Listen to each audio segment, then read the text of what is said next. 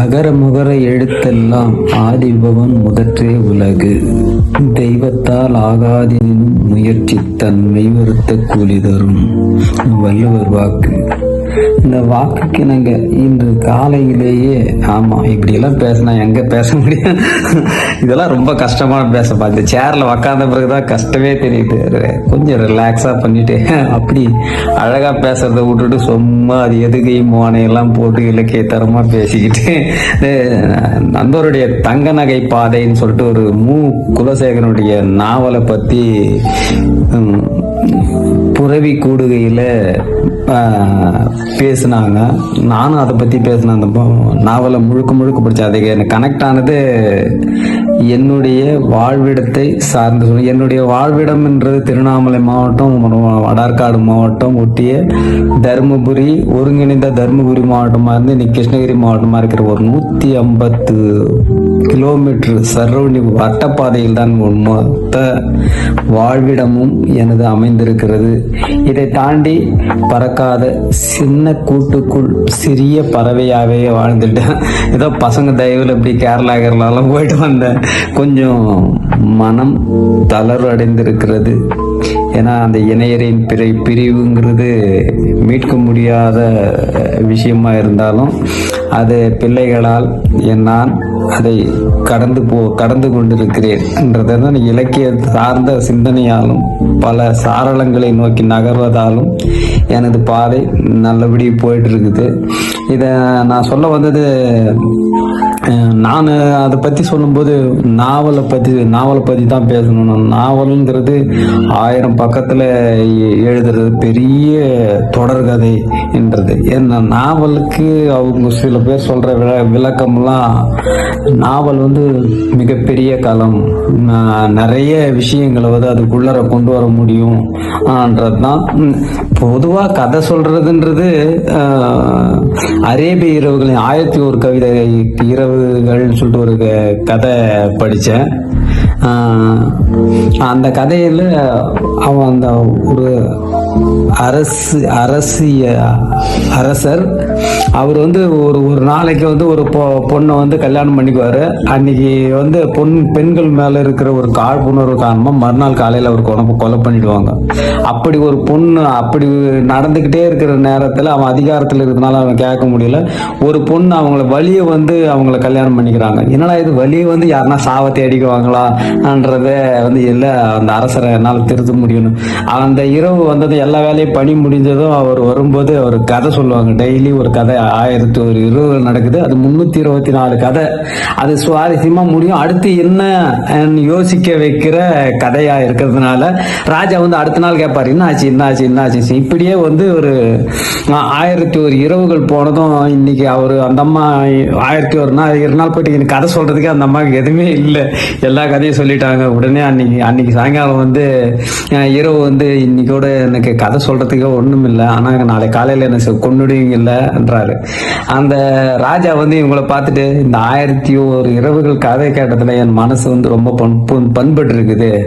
இந்த வாழ்க்கைனா இவ்வளவு சோகம் இருக்குமா, நான் இந்த அரசியல் இதெல்லாம் எனக்கு தெரியவே தெரியாது, பெண்கள்னா இவ்வளவு இது இருக்குமா சொல்லிட்டு அவரை மன்னிச்சு அந்த அம்மா சாதாரண குடும்பமா வாழ்றதா கதை முடியுது. அது மாதிரிதான் இலக்கியம்ங்கிறது மனசை பண்படுத்துகிறது. சில பேருக்கு அது புண்படுத்தலாம், ஆனா 90% பண்படுத்துகிறது என்பது உண்மைதான். ஆனா அதுக்கு நேரமும் காலமும் நமக்கு பத்துறதில்லை. சின்ன வயசுல எங்க அம்மா சொல்லுவாங்க, புத்தகம் படிச்சா பைத்தியக்காரன் ஆயிடுன்னு சொல்லிட்டு நிறைய பேர் நான் படிக்க போகும்போதெல்லாம் அதான் சொல்லுவாங்க. ஏன்னா ஒரு புத்தகத்துக்கும் மறு புத்தகத்துக்கும் இருக்கிற இடைவேளைன்றது ரொம்ப வினோதமா இருக்கும்.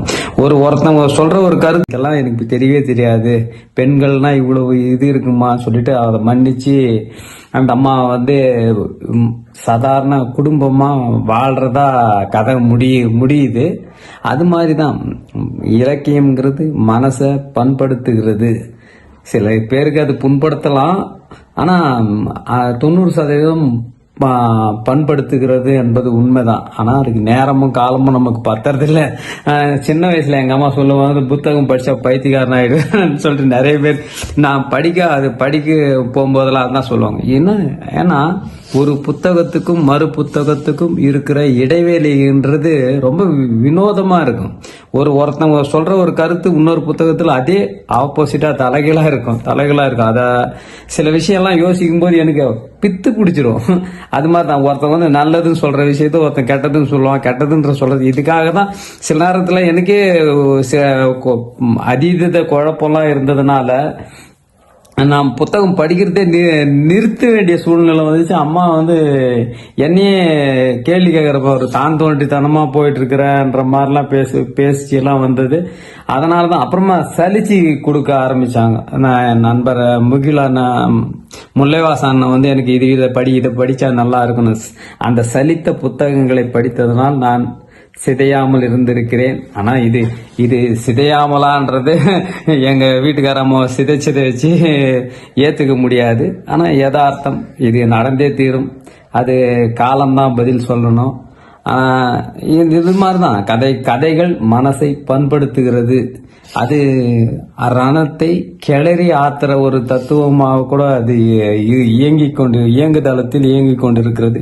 நான் கதைக்கு வருவோம். கதையெல்லாம் கதை பேசினே அது வாணியம்பாடியில நடக்கிற பாலாற்றுங்கரையோரம் நடக்கிற ஒரு நல்ல கதை. சுந்தரம்ங்கிறது அவருடைய கதையிலையும் ஒரு முக்கியமான கதாபாத்திரம். அதை தொட்டு ஒரு பசங்க அது இதுன்னு சொல்லிட்டு நல்ல கதை. இதெல்லாம் நிறைய சுவாரஸ்யமான நிறைய விஷயம் இருந்தாலும் எதுவுமே உள்வாங்கல. ஆனா அந்த சாரம் அது இன்ஃபேக்ட் வந்து எனக்கு உள்ள இருக்குது. ஏன்னா இதுக்கு முன்னாடி நான் அசோகருடைய சொல்லோவியம் சொல்லிட்டு ஆலிவெல் இலங்கைக்காரர் எழுதின ஆங்கிலத்தினுடைய தமிழாக்கத்தை படிக்கிறதுக்கு முன்னாடி இதை படிச்சிருந்தா ஆஹா ஓஹோன்னு பேசியிருப்பேன்.